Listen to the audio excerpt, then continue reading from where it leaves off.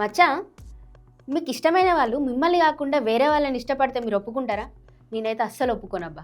కాకపోతే ఈ ఇన్సిడెంట్ విన్న తర్వాత నాకు కూడా కొంచెం ఆలోచించాలి అని అనిపించింది. కన్యాదానం మూవీ గుర్తుందా? గుర్తుపెట్టుకోండి, లాస్ట్కి చెప్తాం మళ్ళీ.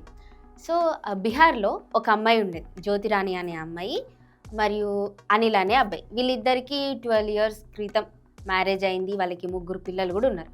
కాకపోతే జ్యోతిరాణి అనే అమ్మాయికి బ్రిజేష్ అనే అబ్బాయి ముందే పరిచయం ఉండడం, తనతో లవ్లో ఉండడం, పెళ్ళి అయిన తర్వాత కూడా ఆ లవ్ని కంటిన్యూ అవ్వడం జరిగింది. సో ఈ అక్రమ సంబంధం తెలుసుకున్న తన భర్త అనిల్ ఆల్రెడీ వెళ్ళి బ్రిజేష్తో మాట్లాడాడంట. ఏమనంటే, నా భార్యకి నేనంటే కాదు నువ్వంటేనే ఎక్కువ ఇష్టం, నువ్వు తనతో ఉండడమే కరెక్ట్, ఇష్టం లేని మనిషితో నేను ఉండలేను అని చెప్పాడంట. కాకపోతే ఇక్కడ ట్విస్ట్ ఏంటంటే, బ్రిజేష్కి ఆల్రెడీ మ్యారేజ్ అయిందంట. ఇక్కడ అసలు వాళ్ళిద్దరు ఇప్పుడు కలిసి ఉంటారా, లేకపోతే ఆ పిల్లల పరిస్థితి ఏంటి, అందరు ఒప్పుకుంటారా, దానికి బ్రిజేష్ భార్య ఒప్పుకుంటుందా లేదా అనేది ప్రశ్నార్థకంగా మారింది. మన నిజ జీవితంలో అయితే మనం ఒప్పుకోము, కానీ వాళ్ళ నిజ జీవితంలో వాళ్ళు ఒప్పుకుంటున్నారు. సో క్రేజీ ఇన్సిడెంట్స్ కదా.